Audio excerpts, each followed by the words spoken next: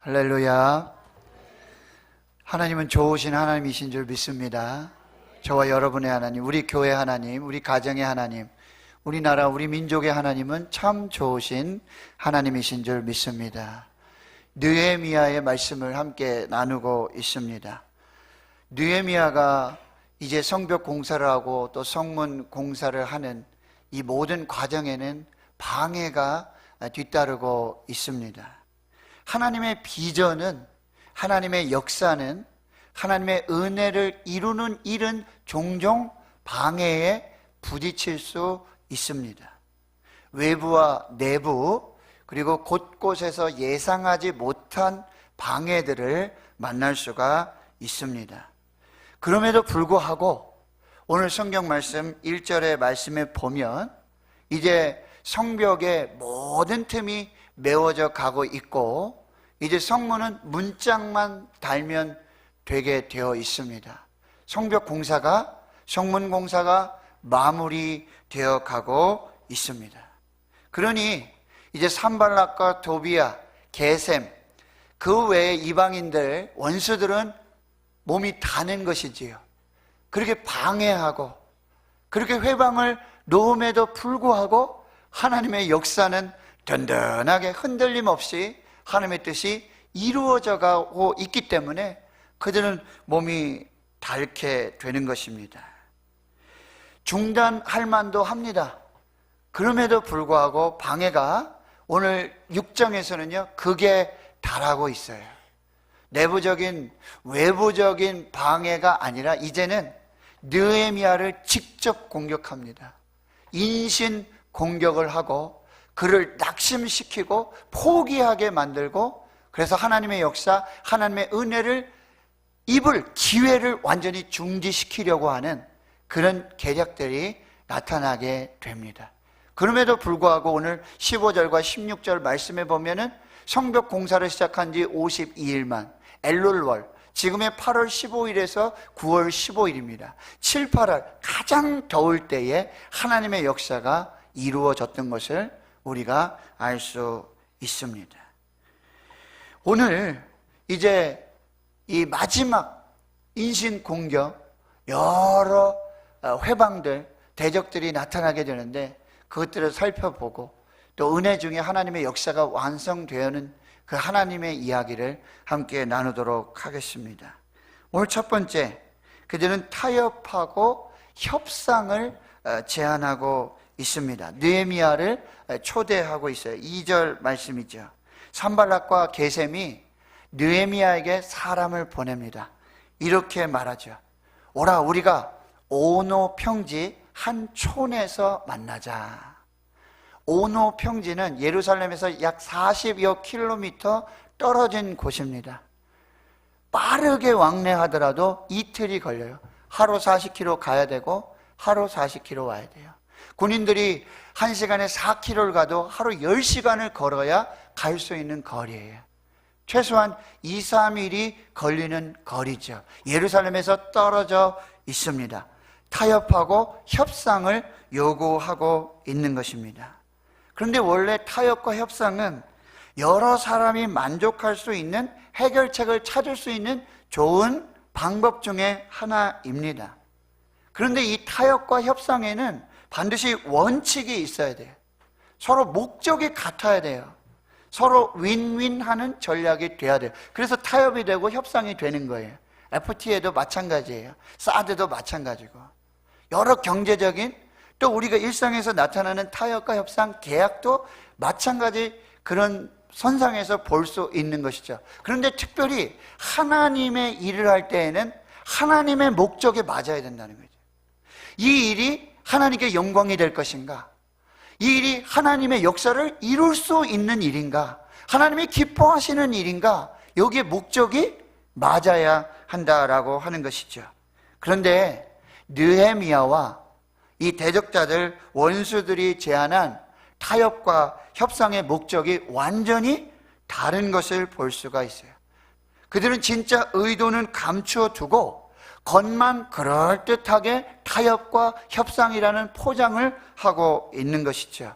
2절에 조금 더 말씀을 보시면 결국 그들은 느헤미야를 해하고자 예루살렘에서 40여 킬로 떨어진 오노 평지 한 작은 촌으로 느헤미야를 오도록 하게 하고 결국에는 느헤미야를 해하고자 하는 음모와 계략이 그 가운데 숨어 있었다라고 하는 것이죠.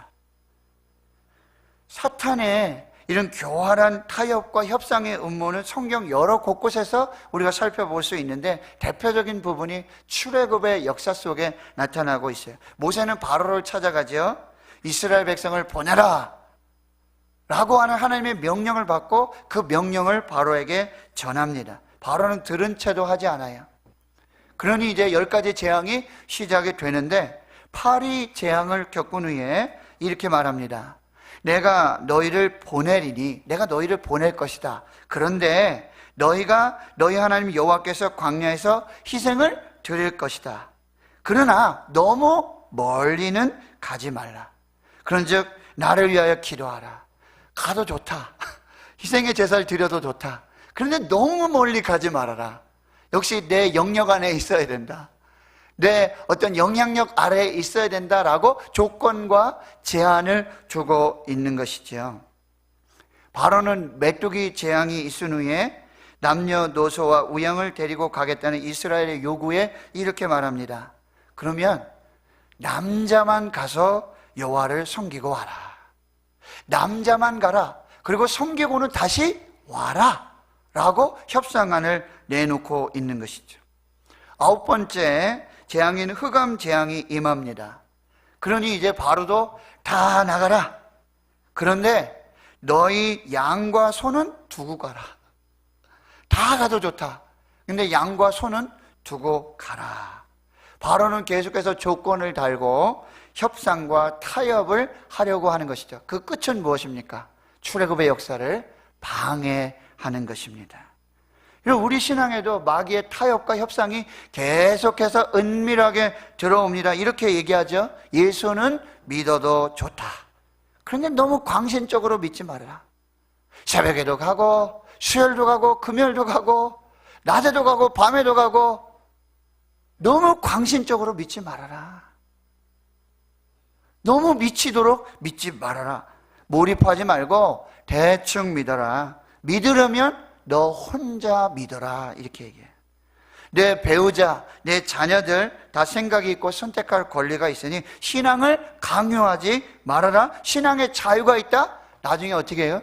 인권 침해한다. 이렇게 얘기하고 있어요. 요즘은 내가 믿는 예수, 믿는 것은 내 자유다. 그러나 물질과 시간까지 다 버리면서 그렇게 믿지 말아라 라고 타협하고 있다라고 하는 거예요. 산발락과 도비아는 4번씩이나 타협을 요구하면서 협상을 제안하고 있어요. 이때 느헤미야의 반응이 어땠습니까? 3절이지요. 사자를 보내서 이렇게 분명하게 말합니다. 내가 이제 큰 역사를 하니 내려가지 못하겠노라. 어찌하여 역사를 중지하고 너희에게로 내려가겠느냐. 온수들과 대적들, 즉 사탄의 타협과 협상에 대한 느헤미야의 대처는 단호했습니다. 최우선순위를 확정했습니다. 하나님의 부르심과 사명을 붙잡았습니다.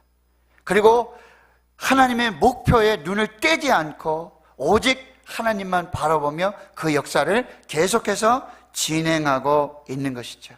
그가 전한 회답의 내용은 이것입니다.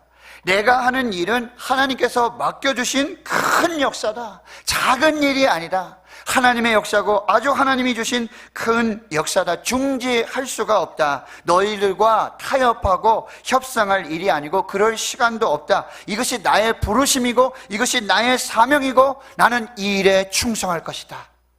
단호하게 그 사역의 최우선순위가 무엇이고 하나님의 사명과 부르심이 무엇인지를 분명하게 밝히고 있는 것을 볼 수가 있습니다.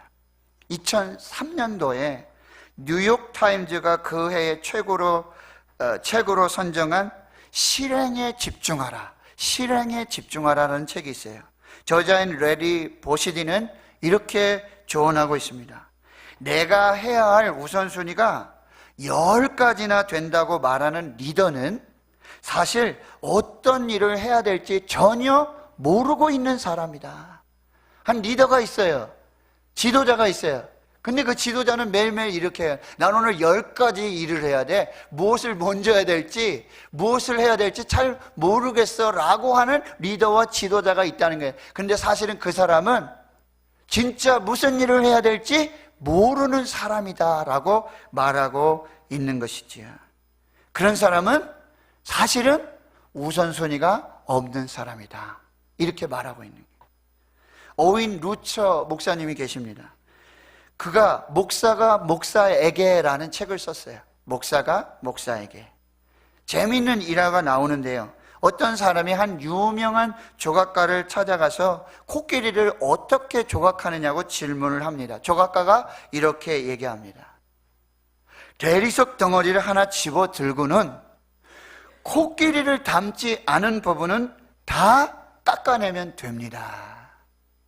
큰 대리석을 하나 들고는 거기에 코끼리를 닮지 않았다고 생각하는 부분은 다 깎아내면 코끼리를 조각할 수 있습니다 라고 말하고 있는 것이죠. 이게 무슨 얘기예요?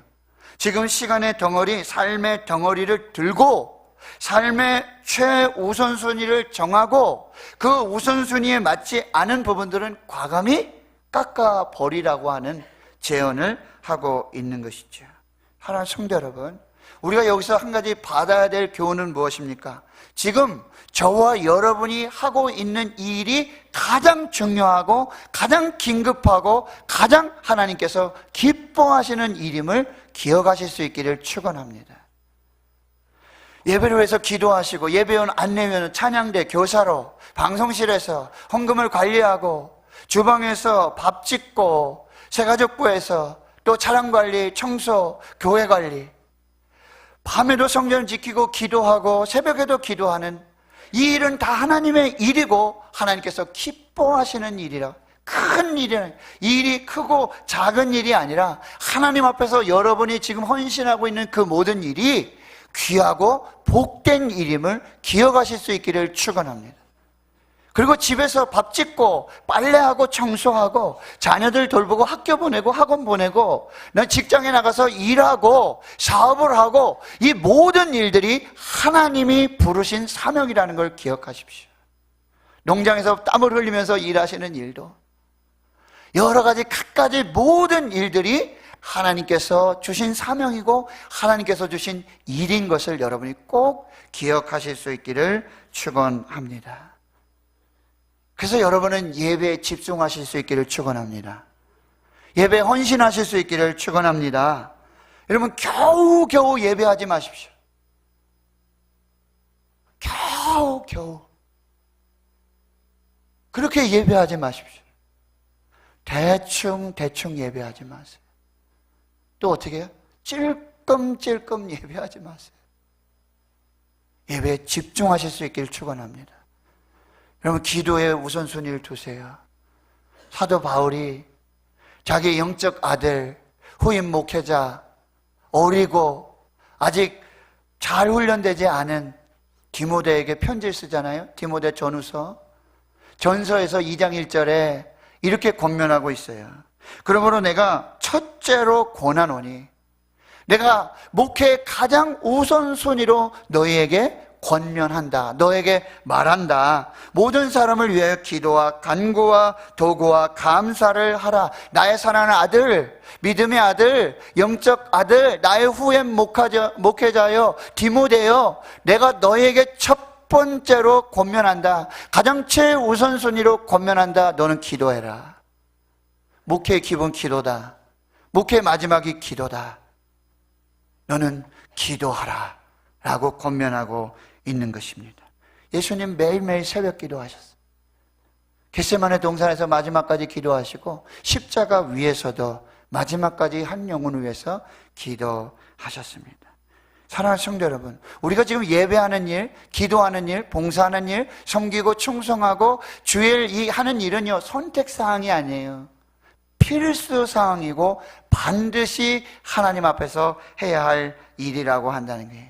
여러분 시간 24시간 다 쓰고 나를 위해서 쓰고 날 위해서 쓰고 다 쓰고 나서 짜투리 시간에 예배하고 짜투리 시간에 기도하고 남은 시간 가지고 하나님을 섬기려고 하지 마세요. 하나님은 짜투리 시간 받으시는 하나님이 아니세요. 물질 마찬가지예요. 물질, 나를 위해서, 우리 집을 위해서, 자녀를 위해서 써야 하겠죠. 당연히 써야 해요.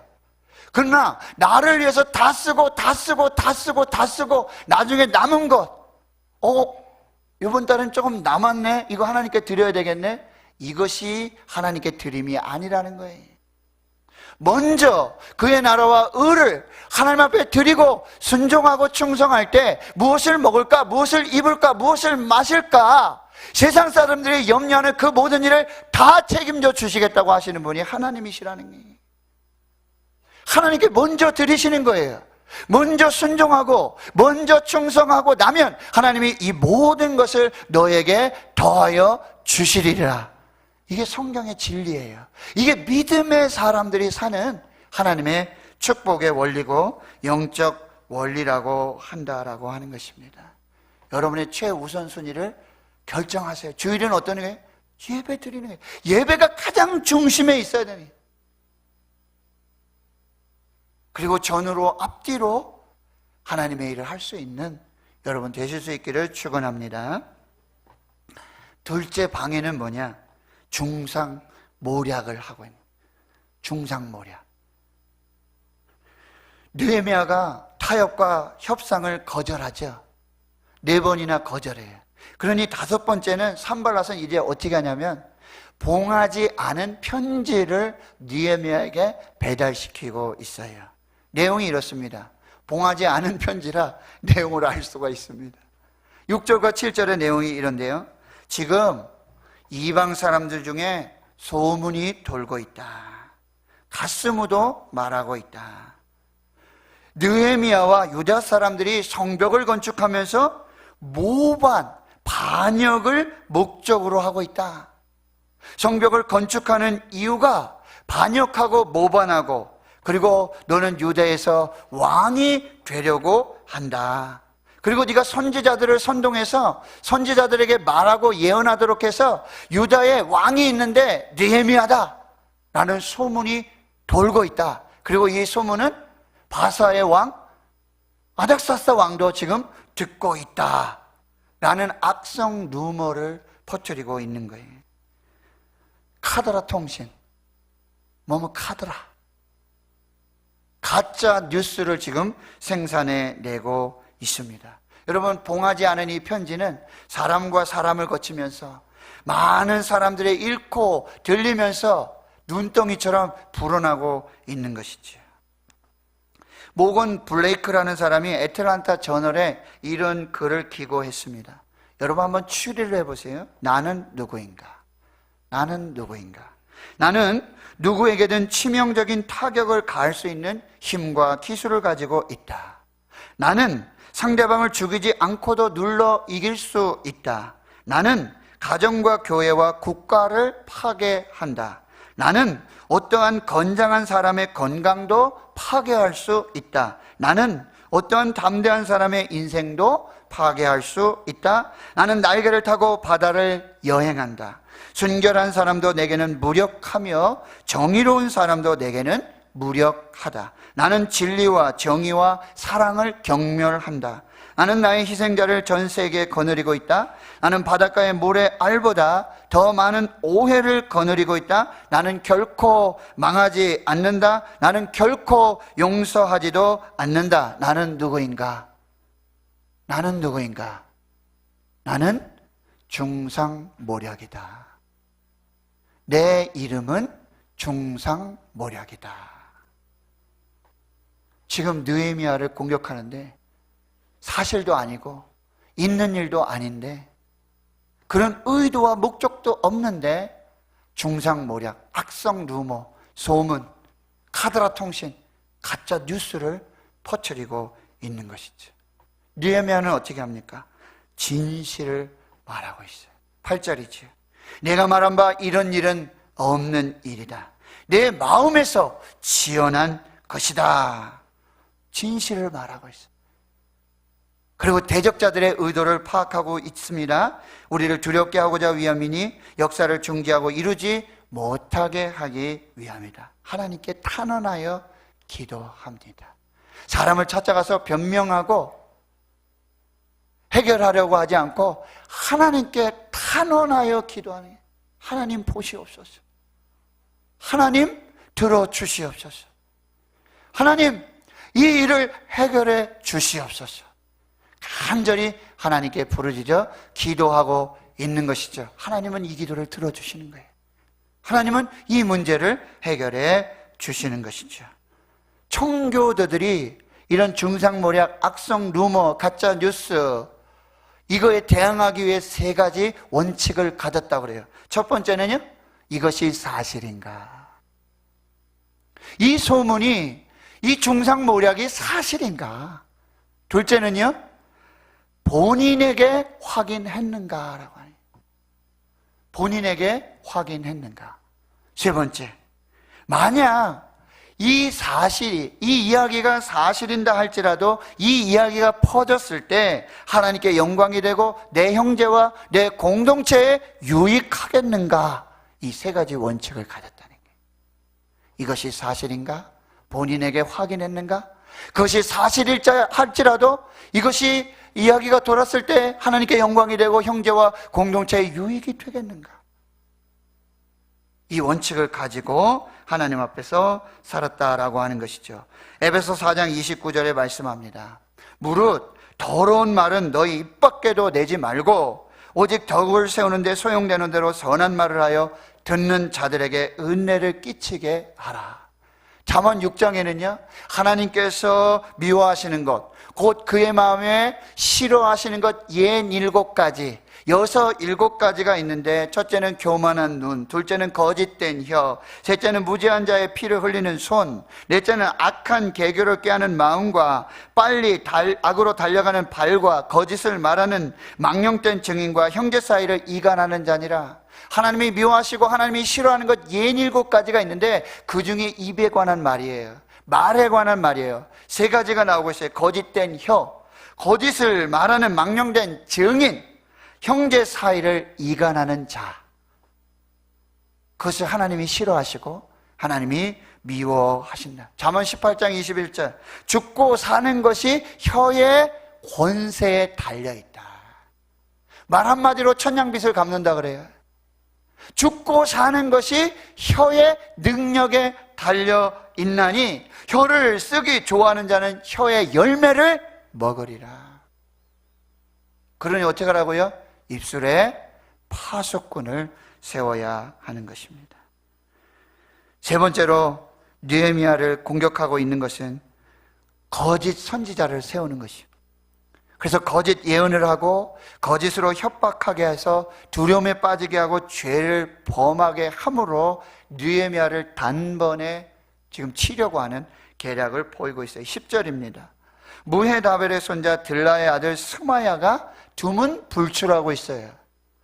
스마야는 선지자였어요. 그런데 집에서 나오지 아니하고 계속 집에만 있는 것이지요. 그런데 이것도 여러분 뒤로 조금 더 가보면 거짓이었고 속임수였고 계략이었다라고 하는 거예요. 느헤미야를 이 스마야의 집으로 끌어들이기 위한 묘책이었다는 거예요. 느헤미야가 선지자 스마야를 찾아갑니다. 집에 들어가서 신방을 하게 되죠. 선지자 스마야가 이렇게 말합니다. 그들이 너를 죽이러 올 터이니 우리가 하나님의 전으로 가서 외소 안에 머물고 그 문을 닫자 저들이 반드시 밤에 와서 너를 죽이리라. 스마야의 말이 그럴듯합니다. 선지자의 말입니다. 이렇게 얘기하는 것이죠. 너의 원수들, 너의 대적자들이 밤에 너를 죽이러 올 것이야. 급습할 것이야. 그러니 나와 함께 있자. 내가 너를 지켜줄 거야. 내가 너를 위해 기도해 줄 거야. 내가 너와 함께 할 거야. 그리고 하나님의 전으로 가서 외소에 들어가서 문을 닫고 거기에 숨어 있자. 그러면 살게 될 거다 라고 이야기하고 있는 것이죠. 그러나 느헤미야는 제사장도 아니고 레위인도 아니라는 거예요. 하나님의 전 외소는 아무나 들어갈 수 없는 곳이에요. 느헤미야가 성전에 들어가고 외소에 들어가는 것은 율법을 어기는 일이고 이스라엘 백성들에게 오해를 살 수 있는 일이고 생명의 위협을 받을 수 있는 그런 일이었다라고 하는 거예요. 역시 느헤미야가 단번에 이렇게 말하고 있어요. 나 같은 자가 어찌 도망하며 나 같은 몸이면 누가 외소에 들어가서 생명을 보존하겠느냐. 나는 들어가지 않겠노라. 느헤미야는 후에 깨닫게 되는 거예요.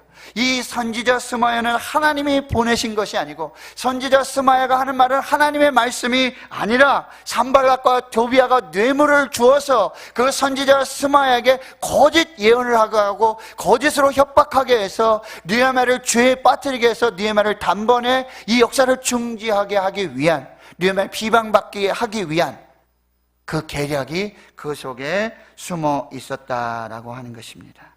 하나님 성도 여러분, 기억하십시오. 거짓 예언자가 있어요. 거짓 선지자가 있어요. 그럴듯하게 하나님의 말씀으로 예언이니 은사니 치유니 너에게만 주는 말씀이야, 너에게만 축복하는 말씀이야, 교묘하게 사람의 마음을 미혹하면서 두렵게 만들고 영적으로 곤경하게 만드는 그런 거짓 선지자, 거짓 예언자들이 있다라고 하네요. 여러분, 죄송한 말씀이지만 목사 말이라고 다 믿지 마세요. 목사라고 다 목사가 아니에요. 이만희는 목사가 아니에요. 문선명은 목사가 아니에요.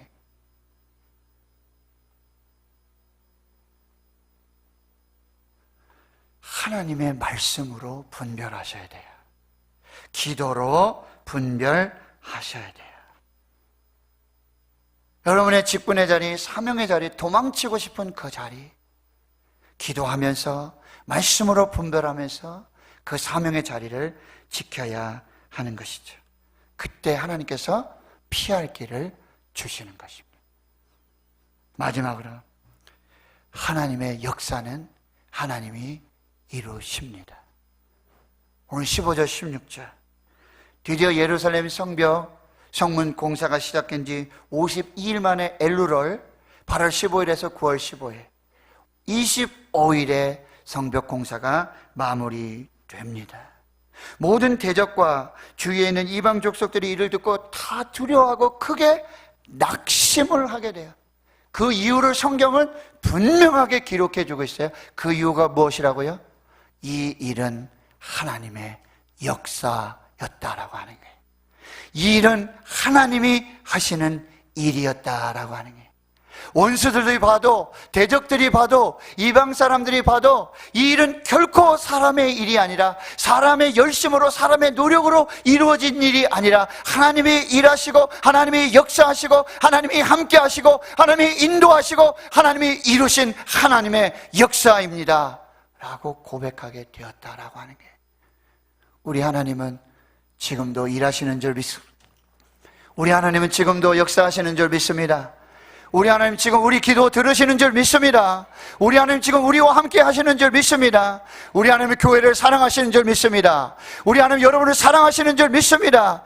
넉넉히 이기게 될 줄 믿습니다. 능히 승리하고 하나님의 역사를 보게 될 줄 믿습니다. 우리는 하나님의 일을 하는 하나님의 거룩한 백성이요 하나님의 거룩한 사람들인 것을 기억하십시오. 우리의 기도는 단순한 기도가 아니에요. 우리의 기도를 통해 하나님의 역사가 나타나고 하나님의 영광이 드러나고 이방 사람들과 하나님을 알지 못하는 모든 대적들에게 하나님께서 일하시고 하나님께서 역사하시고 하나님께서 이루어 가심을 능히 볼 수 있도록 역사하시는 하나님의 도구가 되는 줄을 믿습니다. 오늘 이 말씀을 여러분 잘 들으세요. 로마서 8장 31절에서 39절. 그런즉 이 일에 대하여 우리가 무슨 말 하리요? 만약 하나님이 우리를 위하시면 누가 우리를 대적하리요? 자기 아들을 아끼지 아니하시고 우리 모든 사람을 위하여 내주시니가 어찌 그 아들과 함께 모든 것을 우리에게 주시지 아니하겠느냐? 누가 능히 하나님께서 택하신 자들을 고발하리요? 의롭다 하시는 이는 하나님이시니 누가 정죄하리요? 죽으실 뿐 아니라 다시 살아나신 이는 그리스도 예수시니 이는 하나님 우편에 계신 자요 우리를 위해 간구하시는 자신이라. 누가 우리를 그리스도의 사랑에서 끊으리요? 환난이나 곤고나 박해나 기근이나 적신이나 위험이나 칼이라. 기록된 바 우리가 종일 주를 위하여 죽임을 당하게 되며 도살당할 양같이 여김을 받았나이다 함과 같으니라. 그러나 이 모든 일에 우리를 사랑하시는 이로 말미암아 우리가 넉넉히 이기느니라. 이 모든 일에 우리를 사랑하시는 이로 말미암아 우리가 넉넉히 이기느니라. 내가 확신하노니 사망이나 생명이나 천사들이나 권세자들이나 현재일이나 장래일이나 능력이나 높음이나 깊음이나 다른 어떤 피조물이라도 우리를 우리 주 그리스도 안에 있는 예수 그리스도 안에 있는 하나님의 사랑에서 끊을 수 없으리라. 할렐루야. 하나님은 지금도 일하십니다. 하나님 지금도 역사하십니다. 하나님 우리 기도 들어주십니다. 하나님의 사랑이 우리를 강건케 하십니다. 우리는 넉넉하게 이길 줄 믿습니다. 넉넉하게 이길 줄 믿습니다. 나는 확신합니다. 하나님의 사랑이 이길 줄 믿습니다. 기도하겠습니다. 하나님, 주의 말씀으로 위로해 주시고 소망과 담대한 믿음을 주시니 감사합니다. 지금도 일하시고 지금도 역사하시고 우리 기도 들으시고 하나님의 일을 이루시는 하나님, 그리스도의 사랑이 넉넉히 이기고 승리하게 할 줄로 믿습니다. 감사드리옵고 예수님의 이름으로 기도하옵나이다. 아멘.